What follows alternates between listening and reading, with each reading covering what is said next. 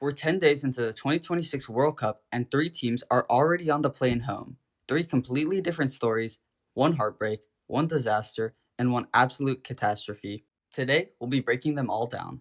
Let's start with Haiti, because this one genuinely hurts to talk about. Haiti's return to the FIFA World Cup is one of the most compelling stories of the 2026 tournament. The Caribbean nation last appeared on football's biggest stage at West Germany in 1974, more than 5 decades ago. Think about that. 52 years. An entire generation of Haiti football fans lived and died without ever seeing their country at the World Cup. They qualified by beating Nicaragua 2-0 on the final match day, which led them to finish first in their CONCACAF group and ended the 51-year wait in the most dramatic way possible. It was one of the great qualifying stories of the entire cycle. Then, fans waited for the group drawings: Brazil, Morocco, and Scotland. Three teams who have been to about 40 World Cups. Haiti's players didn't flinch though. They competed. They actually held Brazil scoreless in the second half. Their coach said afterwards, "When you're Haiti, you can't have a low morale when you're playing in the World Cup." But here's where it gets cruel, and this is a part that gets a lot of fans confused. A new FIFA rule change means Haiti was eliminated despite still having a game left to play, because the first tiebreaker at the World Cup isn't goal difference, it's head-to-head record. Haiti lost to Scotland in Game 1, meaning even a win in their final match couldn't mathematically save them. Most fans had no idea this rule even existed. So what went wrong? Honestly, nothing catastrophic. Haiti played hard, they played with heart, and got eliminated by a tiebreaker rule and a brutal group stage. Sometimes football is just cruel. They still have one game left against Morocco, and they're gonna play it with pride.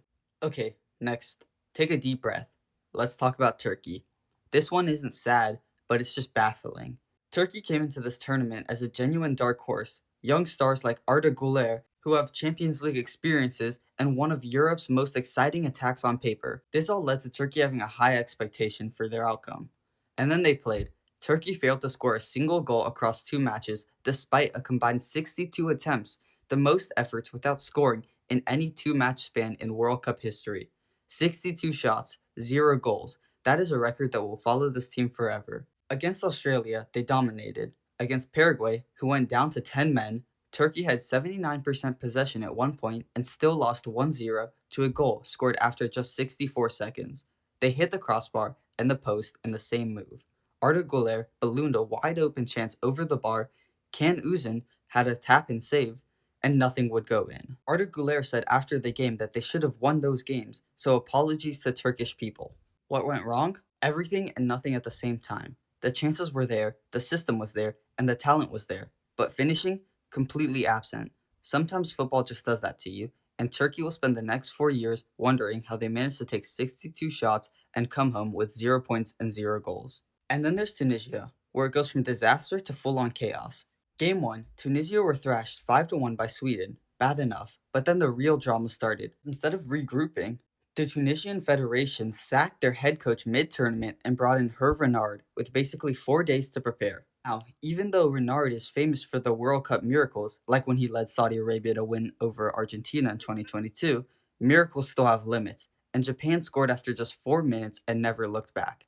Tunisia ended up losing the match 4-0, and they got sent home after just 2 games. Tunisia finished with 2 shots across the entire 90 minutes, 9 goals conceded in just 2 games, 2 managers, 0 wins, and they still have to play the Netherlands in a dead rubber. Funny enough, the match was actually the 1000th game in World Cup history, and Tunisia made it one they'd rather forget. What went wrong? Well, it's kind of hard to pick one thing. The coach's sacking destabilized everything, the defensive collapses, and the complete lack of attacking threats all came together to have Tunisia lose. Tunisia came in as an African side with real tournament pedigree and left looking like a team that had never played together. A total reset is needed before the next World Cup. 3 teams gone, 3 totally different stories, heartbreak, historic futility, and a full-on meltdown. As more teams get knocked out across the tournament, we'll be back with episode 2. Drop in the comments which exit surprised you the most, and subscribe so you don't miss the next one. See you soon.